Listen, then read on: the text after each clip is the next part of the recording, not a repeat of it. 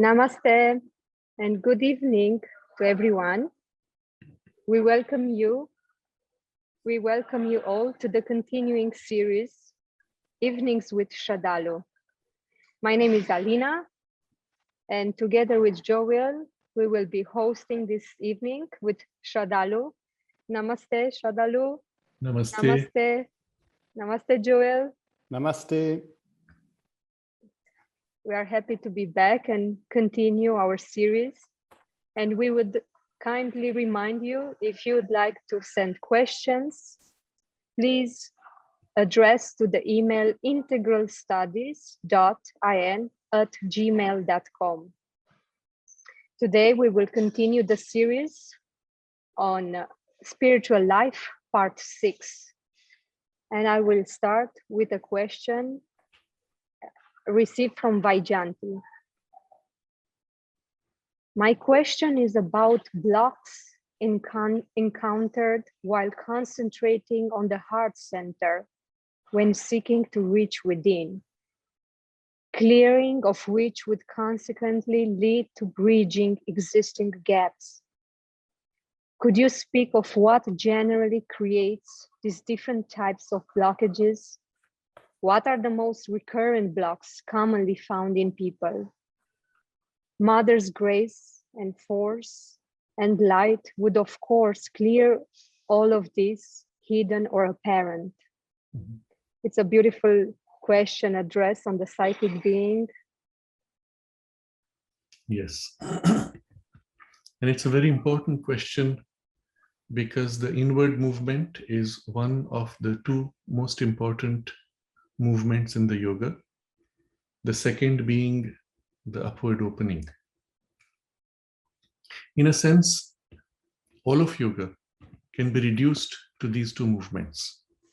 An inward opening that takes you deeper through many layers of consciousness, eventually all the way to the psychic being and the support of the self behind. And then there is the upward movement, which is the opening to higher levels of consciousness, all the way to the highest. And in each, there is a widening, deepening, and an opening to fundamentally new powers of consciousness, or powers which now act more freely in their own cosmic and higher domains, from which there is a descent of these influences into us. These two movements are complementary. The inward movement with a first interiorization makes it easier to open higher. The upward movement, and particularly its descent and influence in us, helps us to further deepen and establish. In their relationship, there is another important factor which is unique to the integral yoga, where the goal is a transformation. That means the very substance of your consciousness has to undergo change. Now, this is not necessary in most of the ascetic paths, although some have it by implication or as a secondary movement, but still the goal there is to assist in the withdrawal. But here the goal being to manifest a higher consciousness and a deeper truth. The outer material is insufficient to be able to contain or express those things we seek to express. The outer substance itself must undergo a change for the capacity of the inner to be able to freely express. I'll give an example here. In the monkey, there is a part which is intuitive.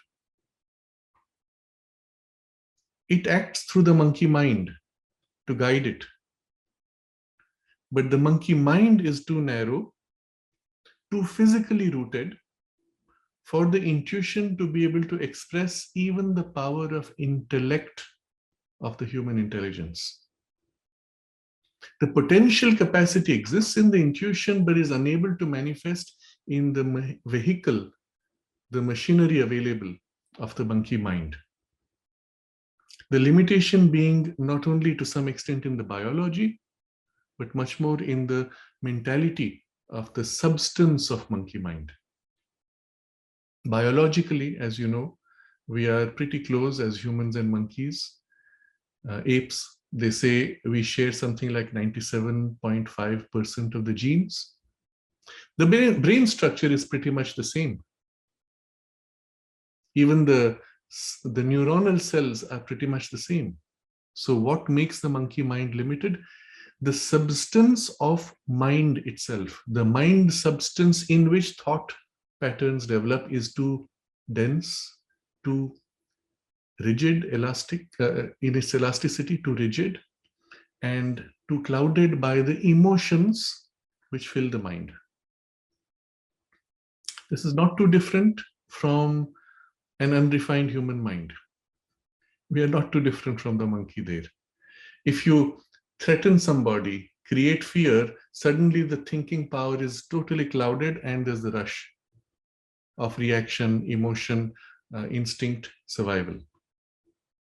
The substance itself has to become more pure, more clear, and freed from the emotional influence for it to be able to embody the intellect, which then the intuition working from behind can gradually form, or at the very least can put forward certain patterns of thought which begin to organize the intellect. So the key idea here is the potential being there, even as spiritually. If the vehicle is too dense, too rigid, too clouded, too mixed, it cannot act. And so the purification first, which itself has two elements. One is the separation of the mixture of emotions from mind, for example, to allow each layer to act by itself. And second is to teach those layers to not be influenced by anything else except the deeper and higher parts. That's the essence of purification, these two movements. And then the deeper and higher can act and refine the substance, make it more lit up, more plastic, more refined, more capable, and so on. So this in to out movement and up to down movement are the two things which change. The in to out, when you go within first, there is an opening to the higher, yes, but there's also the influence of the inner, and particularly the psychic influence, which coming out makes the substance of your mind, vital and even physical, more conscious, more aspiring, and awakens in them a familiarity and sense of closeness with the divine. So the substance, which would normally be very rebellious, rigid, now softens up and even begins to aspire and say, yes, I would like to have that. But that's not enough to transform. That's only the base. The higher upward movement liberates the consciousness, and then it, descending with a higher, freer consciousness, can now take up this material, fill it with light, make it transparent, make it elastic and responsive. Transform. So transformation cannot happen without the descending movement. But the transformation itself would normally experience a great resistance. If you take clay and try to put water and then make it soft, there are parts in the clay which are hard, which don't soak in the water. You have to crush them, break them, and then they become powdery, and then they soak the water. That resistance is of two kinds. One is this rigidity of the clay. The other is an active rebellion. This is, no, I don't want the light. It pulls back, pushes the light, or turns away. There's another variation, which is it takes the light and distorts it to suit its own purpose. But these are broadly three categories of distortion. All three are easily dealt with if the psychic influence is already there. Because then the clay now says, yes, I want the water. So the resistant parts open themselves. They do not need to be crushed. The rebellious element, which says, I don't want, which pulls back, that has been turned already and says, I want that. So it gives itself. And the distortion which would happen to use the higher light for its own lesser purposes cannot happen because the psychic wants what is true. So in the nature of the yoga practice, Both are necessary, but if the psychic influence is already there, it makes everything else much easier and safer. Otherwise, the transforming energy will experience resistances. So this question is extremely important because it is about the inward movement, which would normally open us to the psychic presence or its influence at least. Later in subsequent sessions, we will go deeper into these two movements and also certain practices around them. But this is like a first base of our start. So her question is that as one begins to concentrate in the heart center, she speaks of blocks and the need to clear blocks and gaps which are bridged. And what are the different types of blocks? What are the most recurrent blocks commonly found in people? I don't know if I'm competent to make a comprehensive list of types. And I would perhaps suggest not to do that. Because in the nature of the inner and higher ranges of consciousness, what you choose to pay attention to tends to acquire greater force and persistence. This you see very easily in the psychological field, in the psychiatric field. When someone has a problem and they start obsessing over the problem, it only helps to fix the problem more. If they ignore the problem or turn away from it and focus on something else which they want, I won't necessarily say solution, but even something else that they like, the problem suddenly thins out, even fades away sometimes. So the principle here is whatever you give importance to, you're giving energy to, you're feeding it, and it grows stronger. So I would suggest not to try to make a list of different kinds of blocks. Rather, whatever blocks come, deal with it as it is without thinking, oh, it is that type, and now I must manage it in that specific way. As you walk on your journey of life, on the road, where there's a little bump, what do? Well, you climb over it, you go around it, or you cut a passage through it. You don't stop to analyze what is this material, why is it here, who put it, what might be the suggestion or deeper meaning of it. Well, it's there, you just move on. The easiest way around. Because dealing with it is not important. That's not necessary. Rather, find a way around it, and the influence from within or from above will deal with that of its own. And that is the better way to do. But still, I'm going to touch upon the question itself of blocks. Broadly, touching upon what may be experienced in the sense of blocks and ways to deal with it. It's not really describing what causes the blocks in a psychological way, but just the way we experience it. In my observation, one of the most common difficulties people have in an inward movement is simply the lack of familiarity with the movement. We are so fixated in the body and its sensations that when somebody says in, you look inside. Oh, here, which part? What's the sensation in the body? You're feeling the skin sensation. Oh, inside there. Oh, that must be my heart. Or no, it's next to my heart. It's behind my sternum. How many centimeters in? So the tendency of the mind, just from past habit, is to fixate on the physical space and the physical sensation. When in fact, the inward movement is not in the physical body, but in the subtle body, in the inner awareness, in the psychological awareness itself.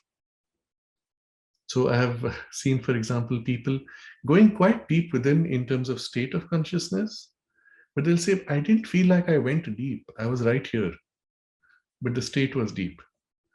So that seems to be, to me, the most common difficulty. And the simple way around it, don't focus on your body.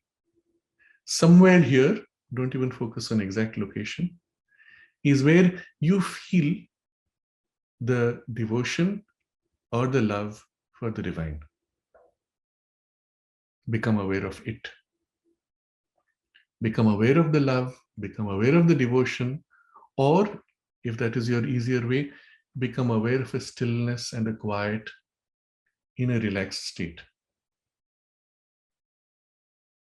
And then let your attention flow, gather, center itself more and more in that.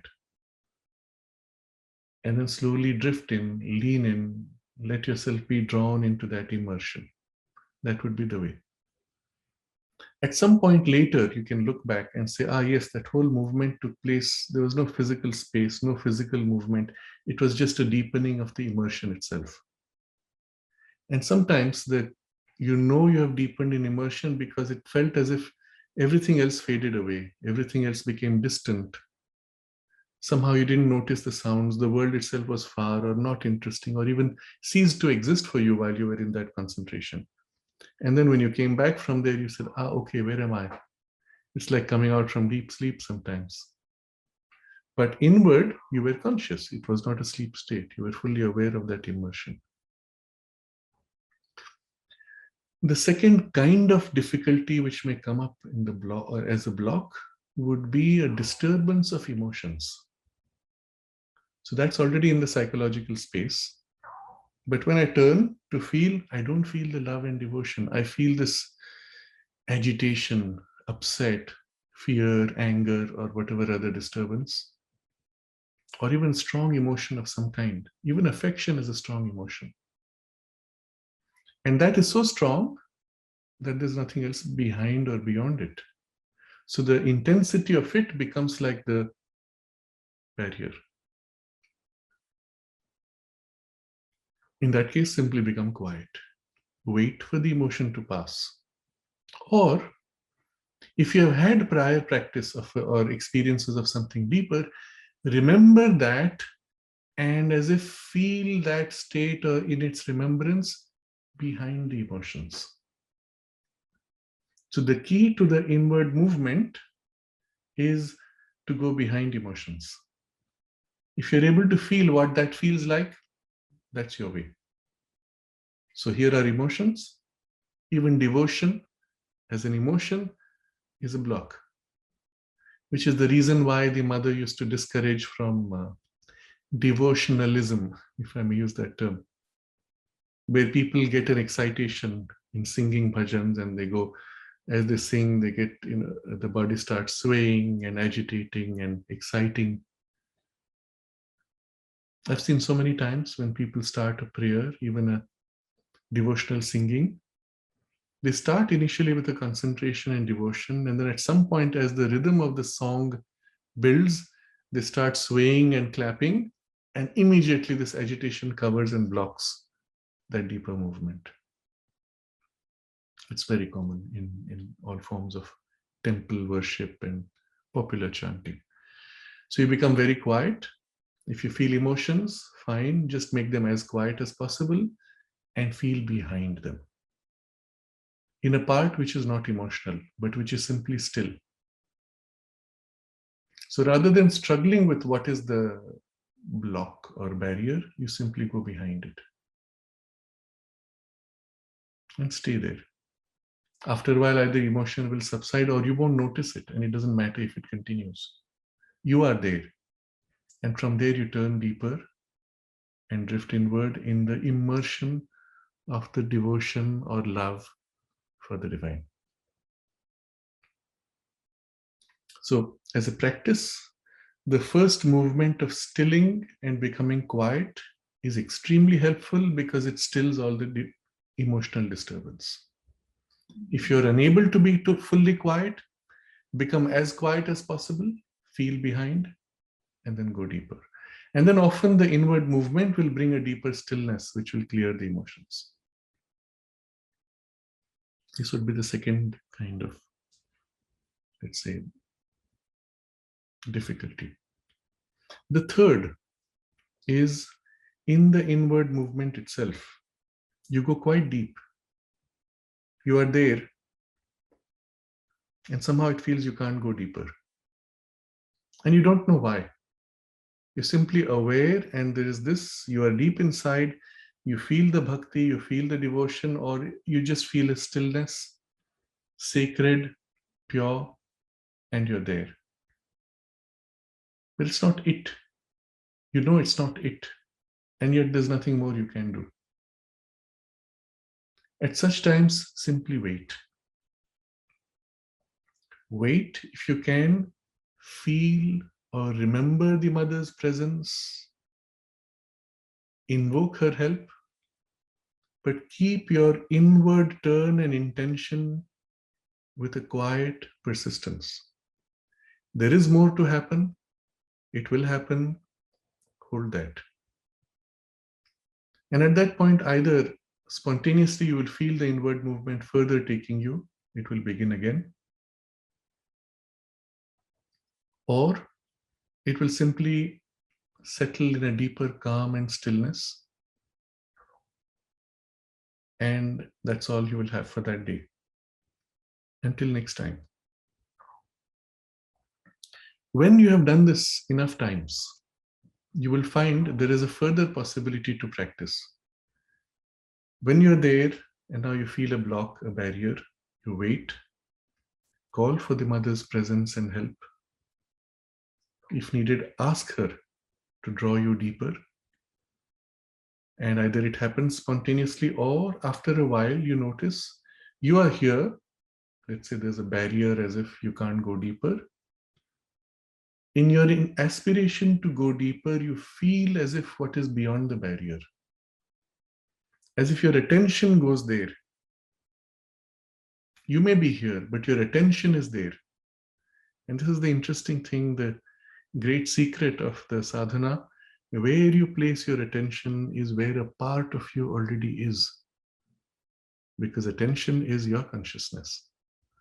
So when you put your attention there, part of you is there. Wait, stay there. And then after that, let that part begin to go deeper, drifting deeper. There'll be a kind of a splitting or a kind of a thinning in awareness, and that's fine. Just let it happen and let it go deeper. I'll explain this. Normally, I would not want to explain too much until the experience is had, because otherwise the explanations interfere with an experience. So normally I would wait for an experience to be had and then discuss what it meant. But still here, since it is a general discussion,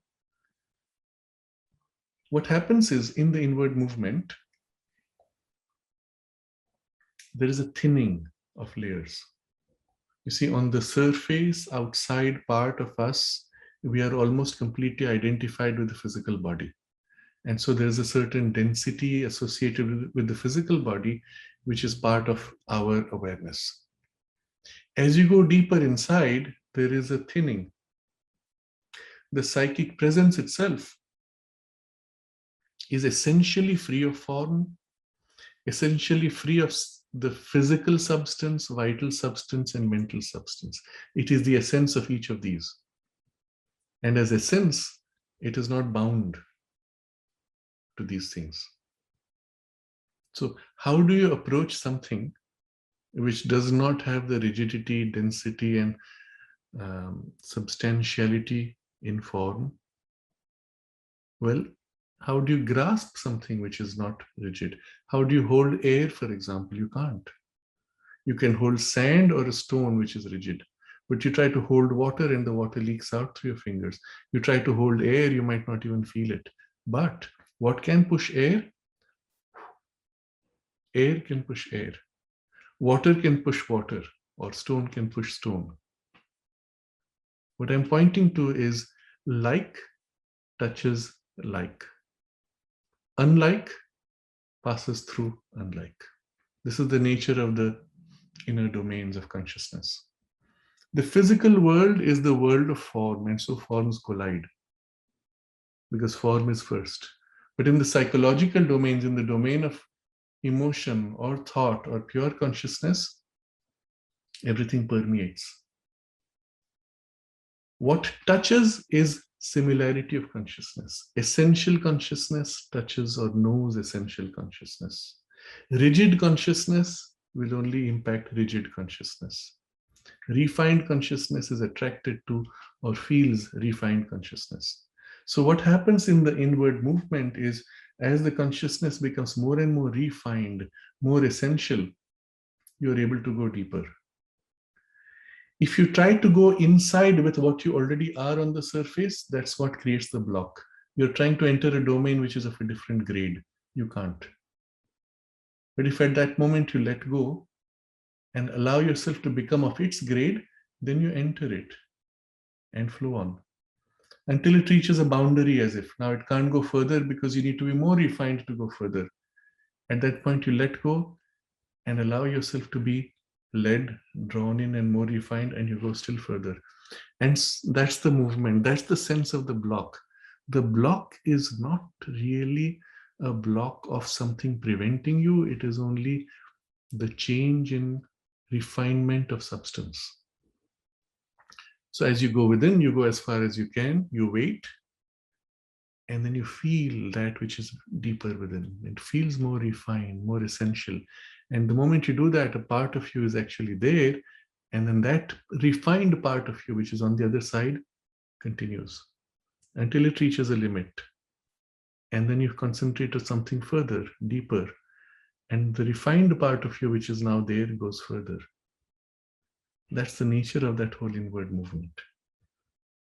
So initially it feels strange, it feels vague, it feels unsubstantial because we are used to form, we are used to being in the physical body, which is domain of form. As you go deeper, it's not form, it is pure awareness, more and more essential. Get used to it. Your reference will always be as if you are going inward towards her presence, feeling your love for the Divine Mother or feeling the presence of the Divine. That's your reference towards which you go deeper. You find yourself unable to go, pause, then go deeper, pause, and so on. So broadly, I've described three categories of, I don't want to use the word block, but difficulty. If you can take these in sequence, they will cover pretty much every kind of block. There are many kinds of blocks which will come from different kinds of emotions or different kinds of disturbance or different kinds of things which fixate you on the body sensation. Doesn't matter. Broadly, it comes to this: body awareness, preventing you from opening to what is consciousness awareness of your love, devotion, or pure stillness and quiet of consciousness. Second difficulty is of the disturbance in the emotions of some kind, whatever kind it is. Even if you think it is a block coming from something else, don't worry. They are finally emotional constructions.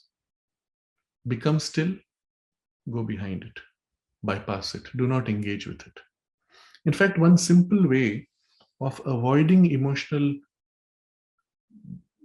blocks or barriers is to not go directly through the chest center. So if to show you the picture here, somewhere here would be the center of emotions, let's say, where you feel the emotions. If you go through here, the first thing you encounter is your emotions. And then you have to go behind them or you have to make them quiet. But if you take a point which is about 2 inches above, somewhere here, not the throat, but between the throat and the emotional center, somewhere here, approximately, exact location is not important. You're bypassing the emotional center and you begin to go in from there. You'll not feel the emotions in the way. And it's as if you will bypass and go directly to an inward movement. Once you're within, it's not a question of here anymore. You're not in the physical body. So location is not important. That's an easy way to avoid it. So physical sensations preventing you from going in is easy. You focus on the devotion and love. Emotional disturbance, bypass, go behind or enter from slightly above to bypass emotional center. And the rest is really the real training inside. Go as deep as you can, remain immersed, get habituated. And then from that point, feel something deeper and deeper and deeper over a few days, over a few weeks, doesn't matter. The importance of getting habituated here is critical. Because when you first go within, the sense of loss of forms, of reference, therefore, also, is what bothers most people. If you're already meditating regularly, that doesn't bother you so much. But then, how do you know where to go inside? What's your reference? And the reference will be that which leads you deeper in the feeling. So your whole focus will be on the feeling of devotion, love, or as if the sense of a deep presence that you sense intuitively and towards which you're going, and that's your one pointed focus. It's like in the darkness of the night, distant point of light of the lighthouse or one lantern, and you only look at that, keep your focus on that, and only keep on that. Remember again, where you put attention is where you end up. So don't even bother with exploring the rest, because our purpose is very clear. Get to that first. From there, from the center of the inner awakened psychic influence or presence, you can explore all the rest of your inner domains. And it's quite fascinating. You could find different kinds of emotions, feelings, energies, suggestions, even sometimes what seems like independent formations, which are almost like beings, powers. But if you focus on those now, you will lose direction. So keep the focus on that.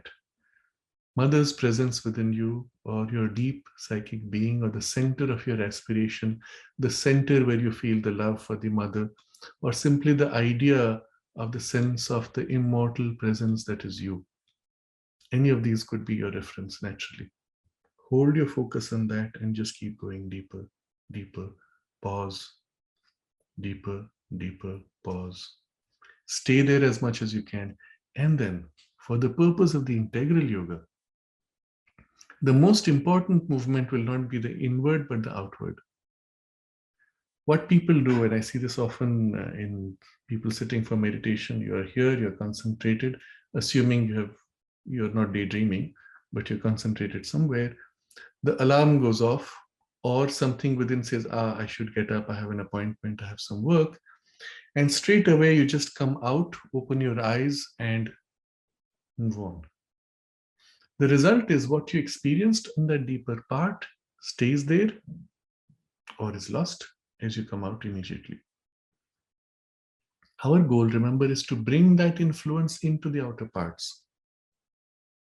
So we're going to take as much time as needed to feel what you have in that state, a certain depth of purity, stillness, refinement, devotion, consecration, love, stillness, touch of timelessness, whatever you're feeling as your reference at that moment. You hold that, stay in that, immerse, marinate, and then slowly, very slowly, allow that to come out, drift outwards, spread out. As you return to surface awareness, let that vibration slowly glow out, slowly spread. And don't worry if you seem to lose it by the time you reach the surface. The effort you made to spread it out has already extended its influence into out towards the surface. And then when you finally come out, you wait, don't open your eyes immediately. That's the point where you lose often the thread. You wait with eyes closed, feel what has come out, feel its sensation. You will feel it almost like a substantial warmth, stillness, or presence that spreads, and then let it spread out. If you've been concentrating in the region of the chest, let it glow out to fill the chest.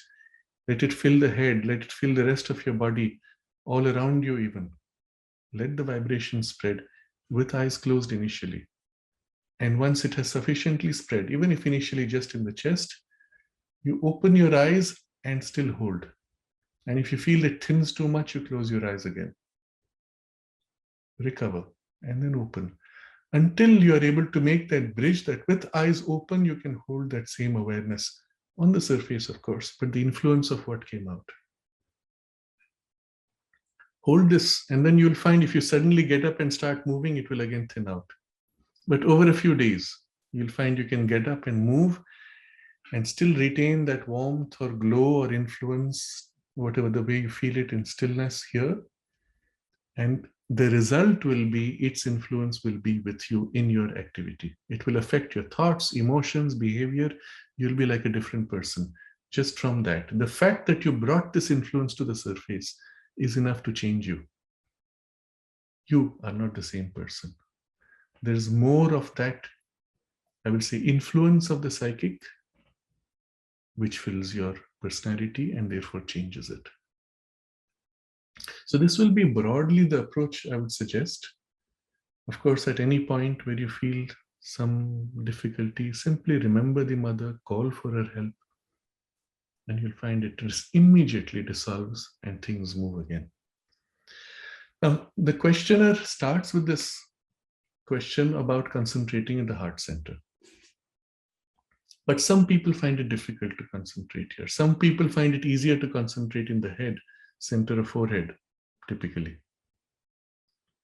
And so the inward concentration, because it's a psychic being, it is not tied to just the heart center, but even from any center, you could go towards it. So for those people who find it very difficult to concentrate here, I will say simply start from where you are in the center of the head, forehead typically. And from there, turn your attention inward with the same idea, to become conscious of the part within you where you feel your deepest, most essential aspiration for the divine, where you feel the love for the Divine Mother, whatever form it takes. And from there, you will follow exactly the same process we described. The entry point only is different. It has a qualitative difference in quality of consciousness because it's a more mental entry. Here it is a more emotional grade of consciousness, but eventually you come to the same. For those of you who find it easy from here, but not so comfortable here, I will say take the trouble later to make an entry from here also. Eventually, you should be able to enter from both and start with that which is easiest.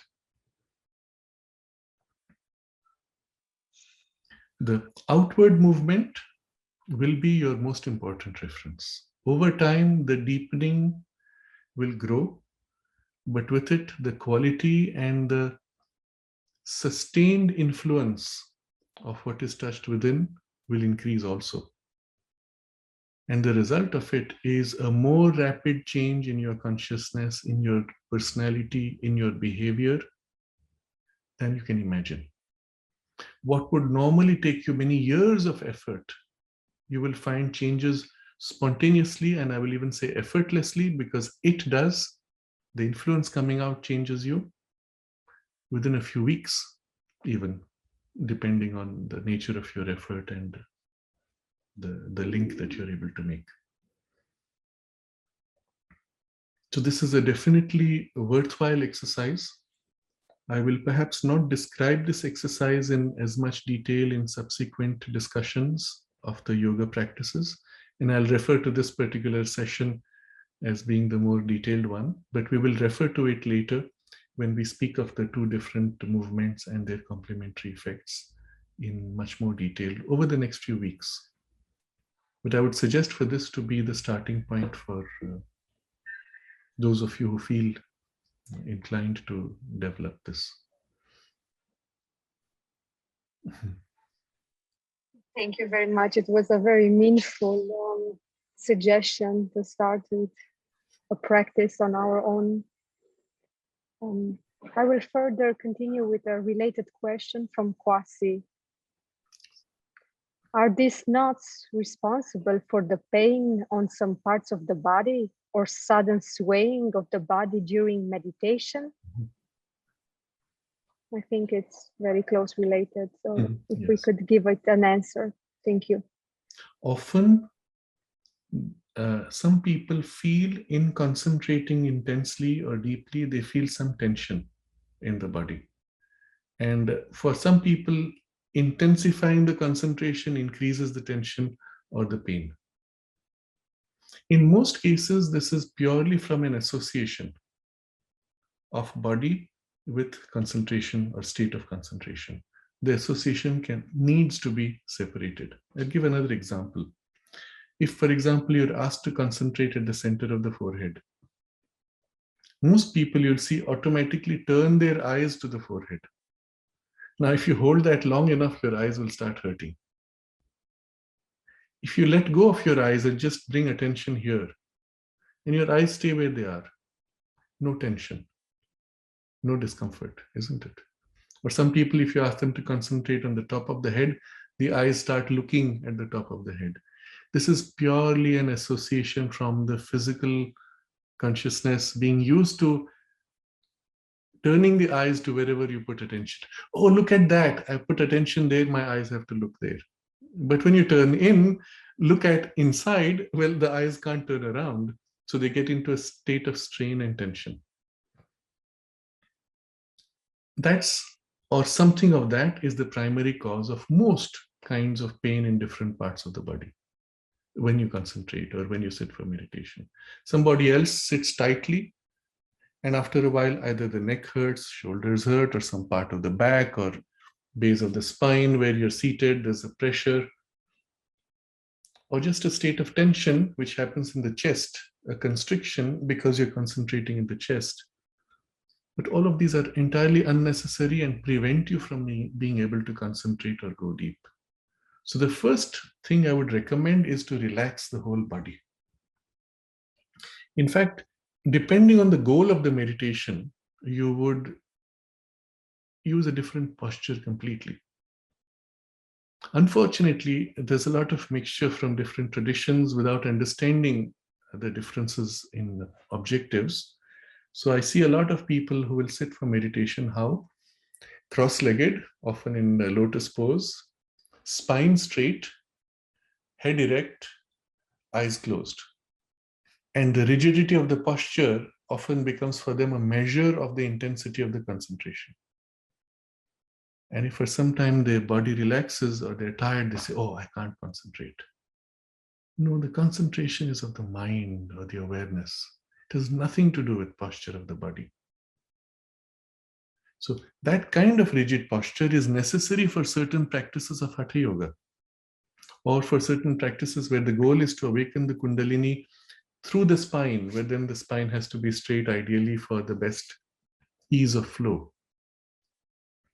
But if your goal is to go within and experience the divine presence or the psychic being within, or to go above the head, to experience the higher states of consciousness, body posture is irrelevant. In fact, trying to put body in specialized postures prevents you from being free of the body consciousness to enter those deeper or higher states, which are not body consciousness. So I would recommend for you to sit on a chair completely relaxed.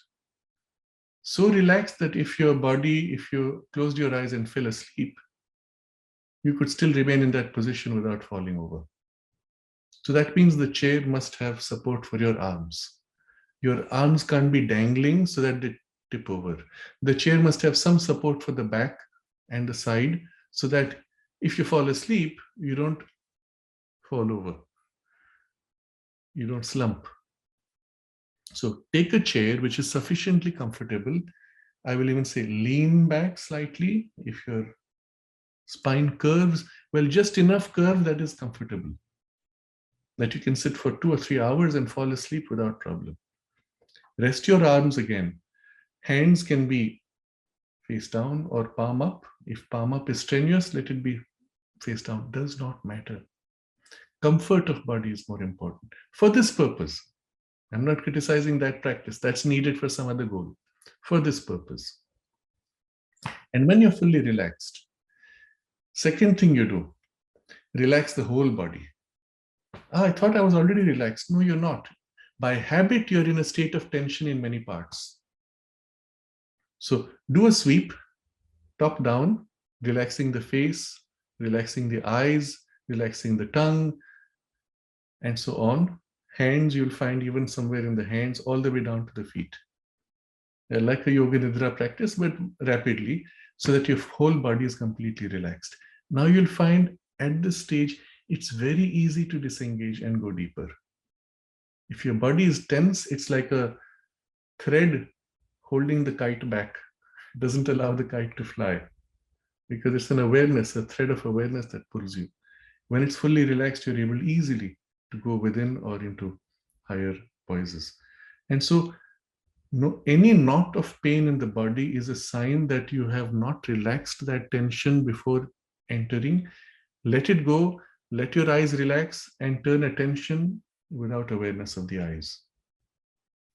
And you'll find no strain, no tension. Because the eyes pointing makes no difference to consciousness in the inner movement. Second comment is about the swaying, sudden swaying of the body during meditation. Again, that comes from some tension. So typically it happens with people who are sitting with their spine erect in lotus pose or cross-legged, and then they are trying to meditate, and then perhaps something happens, the body starts swaying. And then what happens subconsciously, you have the sense of an excitation. Something is happening. Or any intense experience felt, the body starts, getting restless. So you begin to measure the value of the experience in terms of the disturbance in the body.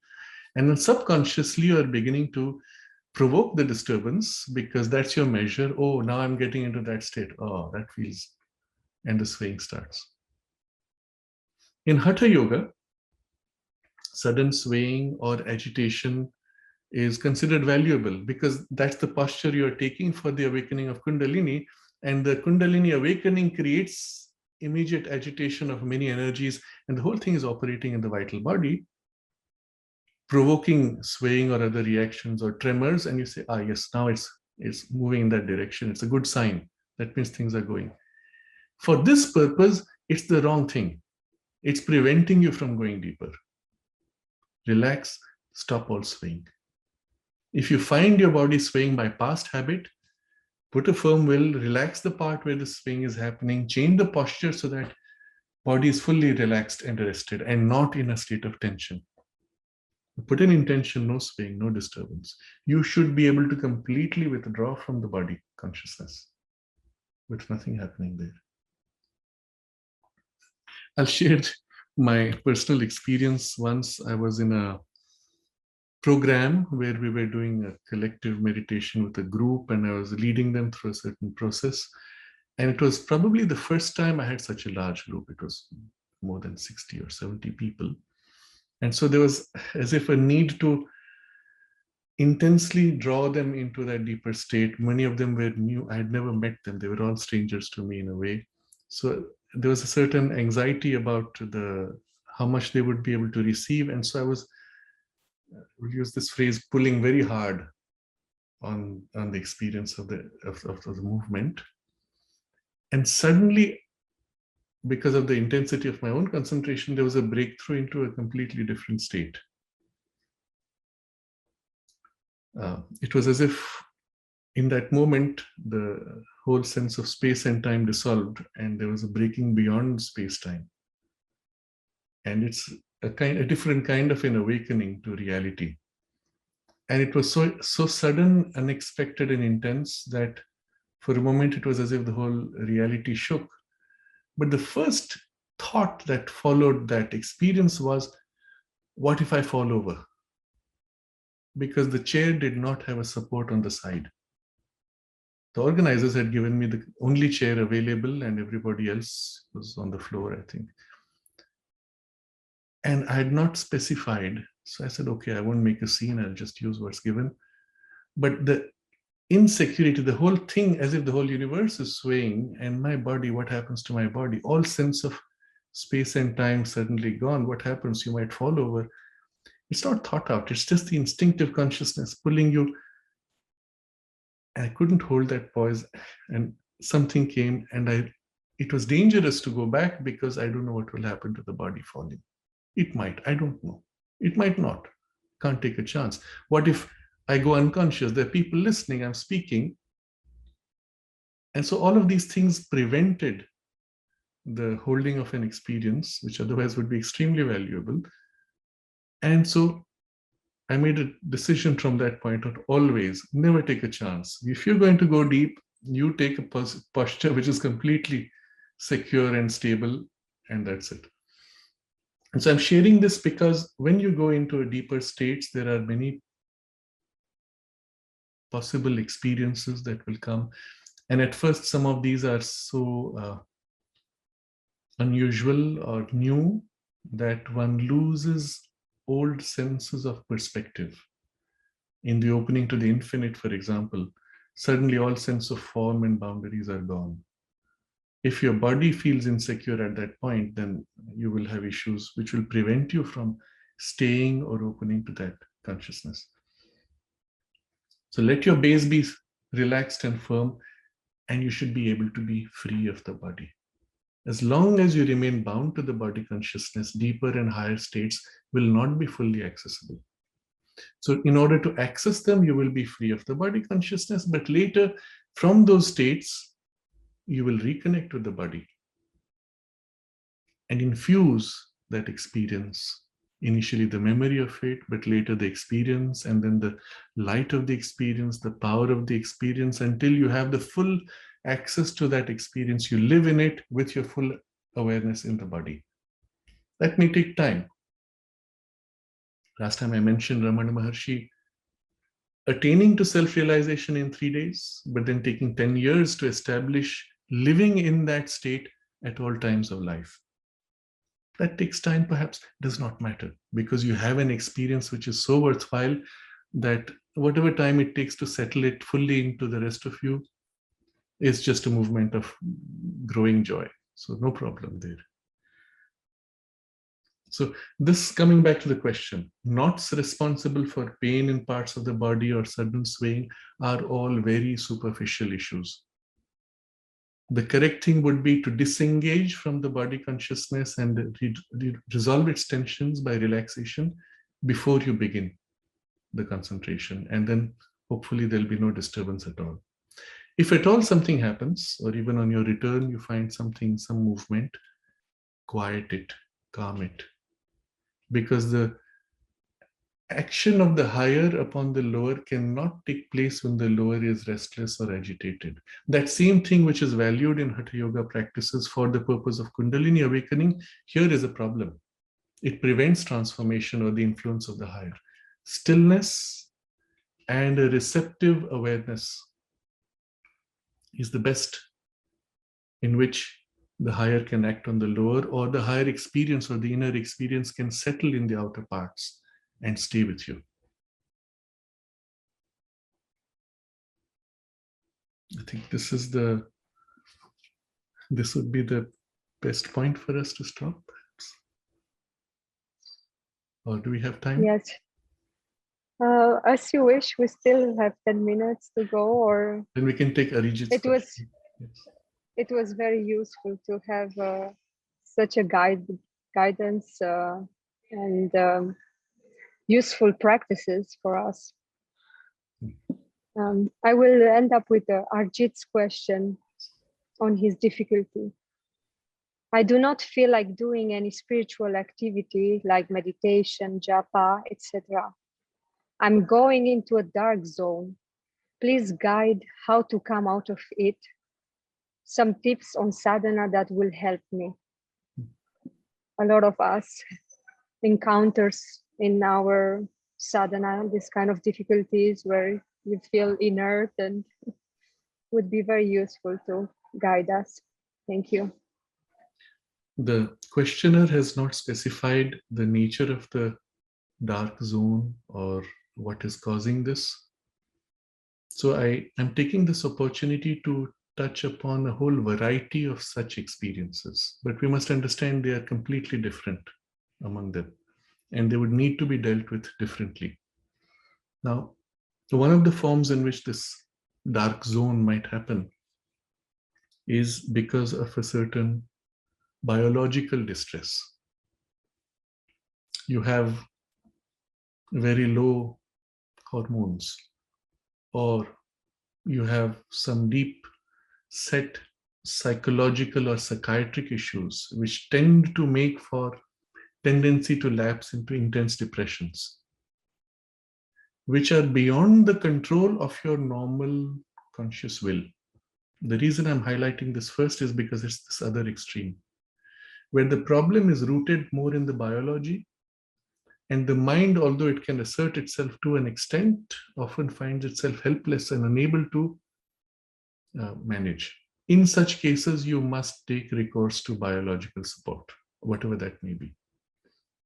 If it is an extreme of a pattern which is already embedded, as some people have a bipolar disorder, they swing into extreme dark and so on, well, take support of medication to ease the extremes, to bring to some level of stability before you can do something worthwhile with your own consciousness to break that habit and free yourself from that tendency for good.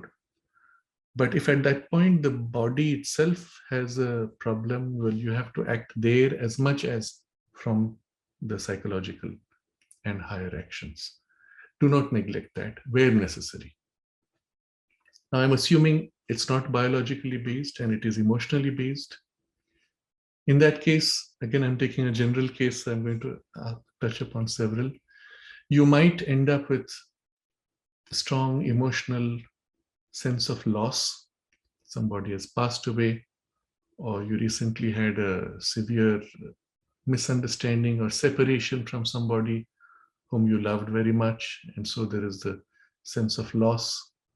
As they say, a divorce is often experienced like a little death, because a part of you which you had identified with is now gone. So part of you has died. Maybe it is something like that that pulls you into a dark zone. Then you have to find ways to redirect your energies to something constructive, something positive. And again, the primary support here is not going to be the spiritual light, although that will be there to the extent you can open to it. But often you can't because of the extreme agitation of emotions. Give it the emotional support. Get into activity which you like. Be with friends who are supportive, but not talking about your problem. Engaging in activity which is constructive. If possible, and if that's natural for you, reach out to others who are in trouble and distress. Help them. And in helping them, you forget your problem. And during that time, you find yourself quite free. Oh, there's no difficulty. And then you come home, you're alone, and all the memory and the distress, emotional distress comes back. So find your way using these means. There's another type of emotional distress which may lead you into a dark zone, which comes from a misalignment of your aspiration with your personality. I have circumstances of life, perhaps, or tendencies in my nature which don't align with my deeper aspiration, and there's a gap. Often this leads to a kind of a depression.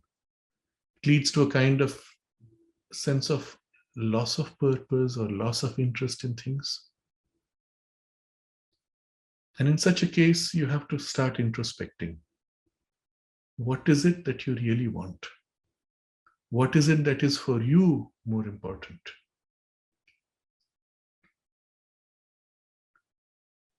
And then start filling your life with little bits of that, which is important. Maybe you don't have a choice. You have to do all these things because without it, the whole system, economic system, family, etc., would all collapse. I don't have a choice. What do? Well, I do whatever is needed for that purpose, but the part of me which craves something that I'm missing, give it its satisfaction in small doses. What it is you actually need, you have to introspect, and that takes time sometimes. But at first you may say, oh, it is this. Having done this for a while, you realize, no, I'm still dissatisfied.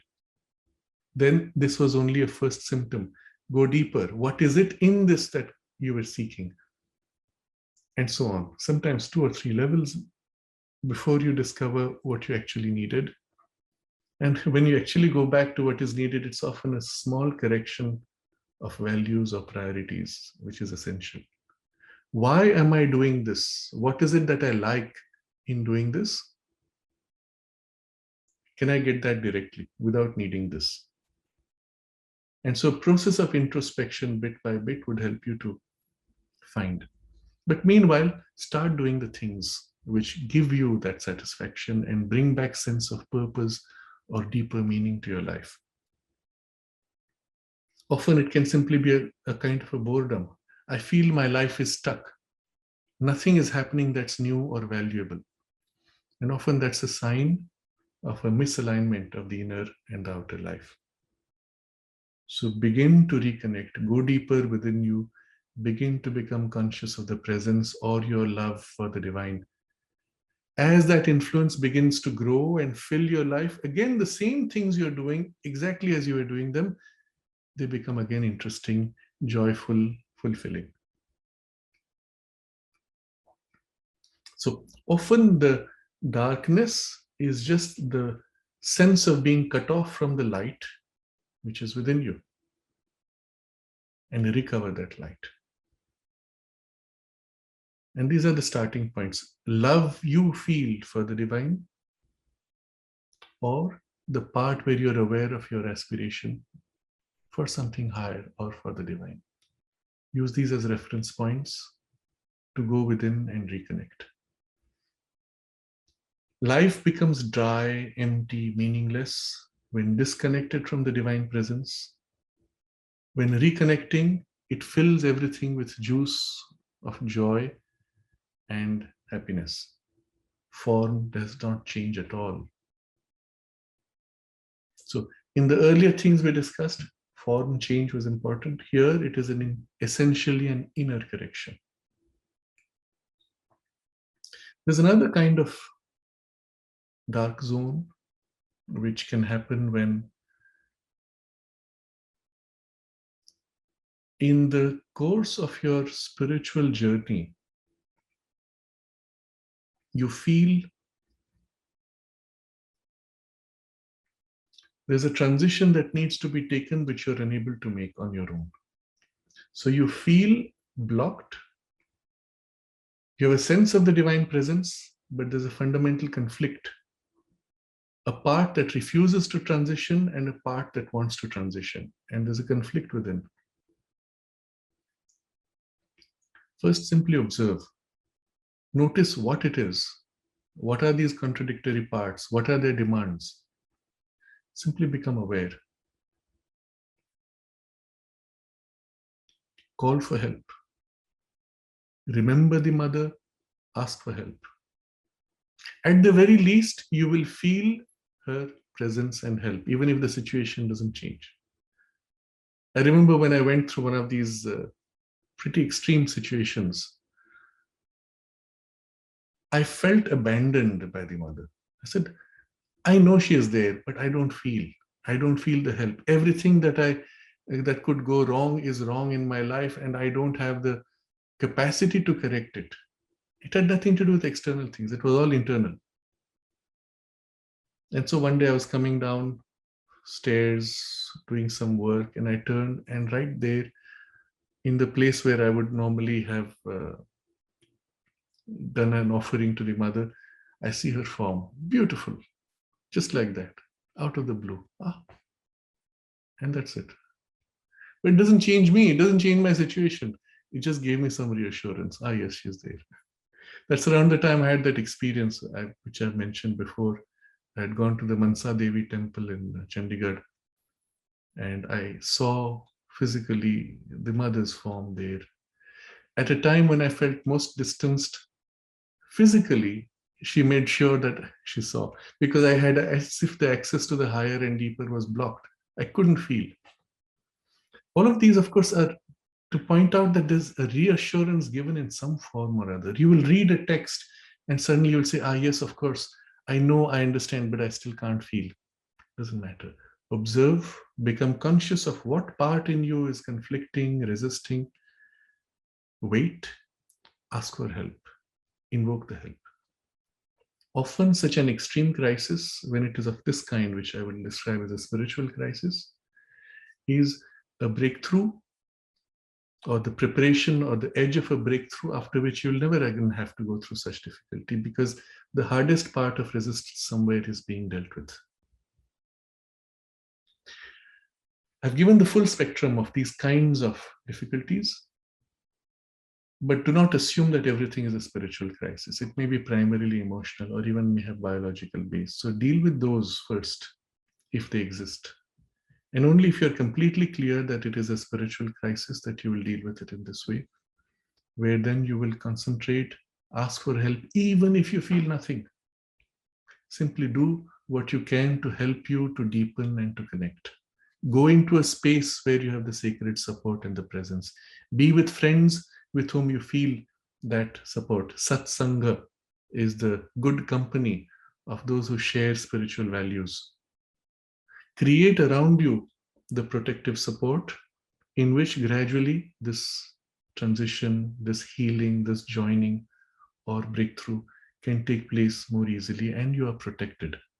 Because it is often at such times in any of these possible scenarios, because all of them involve some lack of contact with the divine influence directly, it is at such times that suggestions from outside can come negative, which come with negative suggestions that, of course, this yoga is so difficult, you can never manage, you will never realize, your life is wasted. It's for those experts or great people to do yoga, you cannot give it up. Or on the other extreme, it will say, your life is finished, now you have only to kill yourself and get out of it. All these are false. They are not yours. And the simple test is this. Is that what you really want? And your answer will be, no, I don't want that. But I don't see any other way. This idea keeps coming in my head. Yes, it keeps coming from outside. It's not yours. What do you truly want? If you go deep within, I want to be free of this problem. That's you. Anything else is not you. Be very clear about this. Do not allow any such negative suggestions to come in as your own. They pretend to be yours because they come into your mind and you're so used to thinking anything, any thought appearing in you is yours. No, it's not. They're mostly from outside. What do you really want? I want to be free of this. I want to experience the Divine Mother. I want to feel her love. I want to live in closeness with her. Isn't it? That's you. And if you have this, all else is inevitable. Whatever difficulty you may face, if you have this, they will all go away eventually. However dark it may seem, for her, she can cut through anything. And maybe she does, but there are parts in you which rebel and oppose and resist, but she will cut through that also. So it may take a little time. But reach out for satsanga, especially external support of various kinds. And the person writes that he doesn't feel like doing any spiritual activity like meditation and japa. If you cannot, don't worry. Just be in a space where you feel nourished and supported. If you can, do what gives you nourishment, whatever that may be. Maybe meditation doesn't help because the moment you turn in, you are in the subjective space of brooding, worry, feeling miserable for yourself or depressed. Avoid that. Japa, if you can do with concentration for a purpose, turned outward even, fine, if it helps you again. Reading, if it helps you to understand, to enjoy, to feel good, please do. Otherwise, listen, meet, interact. In the worst case, where no spiritual support, fine, use the support of anything which gives you joy. Go and watch a movie, meet with friends, do things where you forget yourself. The tendency for depression, Mother says, is only a form of extreme egoism. As long as you obsess with yourself, that thing exists. The moment you forget yourself, actually the problem vanishes instantly. So do things where you forget yourself. And then afterwards, when you come back to yourself, you'll again feel depressed. But observe how easily it was lost and how easily it was regained. You can also lose it as easily as you regained it. So work on that. I think this is a general question, and I've tried to give as many variations in the response, but overall one sees that the problem is actually not serious from the other side, from outside you. From within you, it seems serious. But hold your essential aspiration where you know what you want, your sense of deeper purpose, and you know yourself child of the Divine Mother. Cling to that, because she is not far away. She is within you and around you. And whatever the appearances, the darkness, it's a tiny bubble around you of darkness. Just outside is all the light. It will penetrate. She will cut through. Call for help and hold firm. Wait if needed. Reach out to friends for support. You will come through, always, inevitably. Because the power that created the universe is the power that is your mother and that is within you, in your thoughts, in your emotions, even in your body. So nothing can prevent her help.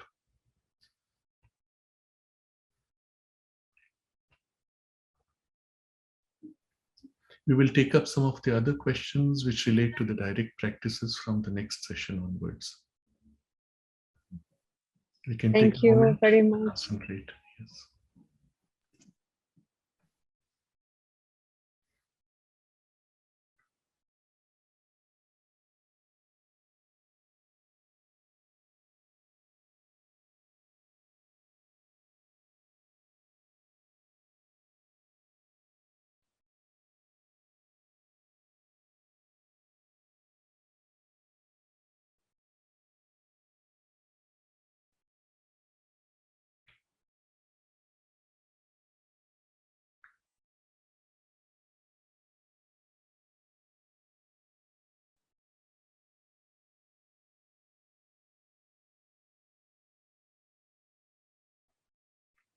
Thank you.